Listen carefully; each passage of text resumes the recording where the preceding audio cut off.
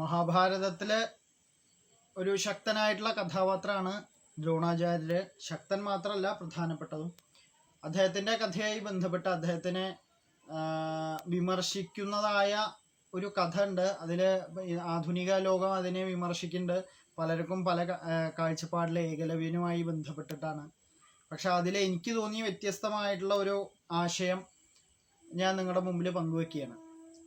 കാരണം ഭാരതീയ അതിൽ ഗുരു ഒരിക്കലും ഒരു തെറ്റുകാരനാവില്ല. ഗുരു എന്ത് ചെയ്യണോ അത് പൂർവ്വജന്മത്തിലെ ദുരിതങ്ങളെ മാറ്റാനും മറ്റുള്ളതുമായിട്ട് തന്നെയാണ് ഒരു ഗുരു ഒരു തീരുമാനം എടുക്കുള്ളൂ. ആത്യന്തികമായിട്ട് എല്ലാ ശിഷ്യരുടെയും നന്മ മാത്രമാണ് ഗുരു ആഗ്രഹിക്കുള്ളൂ. അപ്പോൾ അങ്ങനെ ഒരു തോന്നിയൊരു ആശയമാണ് ഞാനത് നിങ്ങളുടെ മുമ്പിൽ പങ്കുവെക്കുകയാണ്. ഞാനൊരെയ്തൊരമ്പു തറച്ചതു അവർ തൻ ഹൃദയത്തിൽ, തന്നു ഞാൻ പെരുവിരൽ അവരെന്നോടു ചോദിച്ചപ്പോൾ. ഞാനൊരെയ്തൊരമ്പു തറച്ചതു അവർ തൻ ഹൃദയത്തിൽ, തന്നു ഞാൻ പെരുവിരൽ അവരെന്നോടു ചോദിച്ചപ്പോൾ. വിദ്യയെ മാനിക്കാതെ കഴിവിനെ ഉൾക്കൊള്ളാതെ അസൂയയാൽ ദുഷിച്ചോരു മനസ്സിനാൽ അവർ ചോദിച്ചു എൻ പെരുവിരൽ ഗുരുവിനു ദക്ഷിണയായി.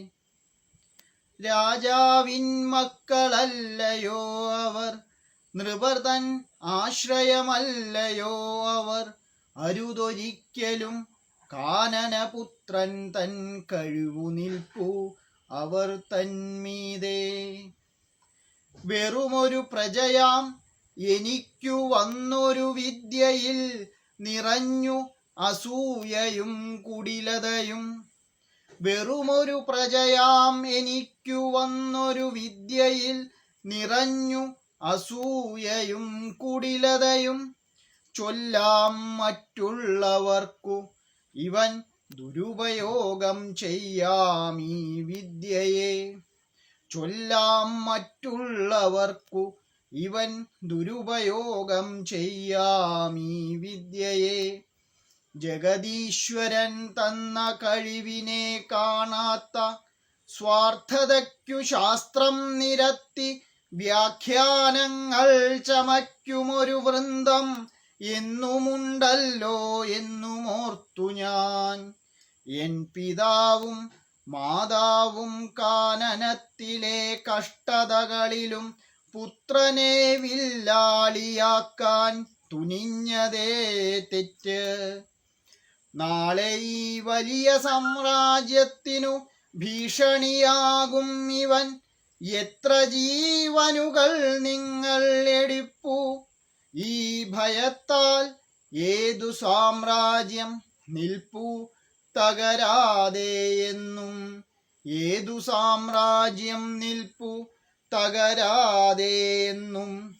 ചോദിച്ചിടിന മാത്രയിൽ ഞാൻ അറിത്തു നൽകിയൻ പെരുവിരൽ. മുറിച്ചു മാറ്റി കർമ്മബന്ധത്തിൻ പാശം സമർപ്പിച്ചതെൻ ഗുരുവിൻ പാദങ്ങളിൽ.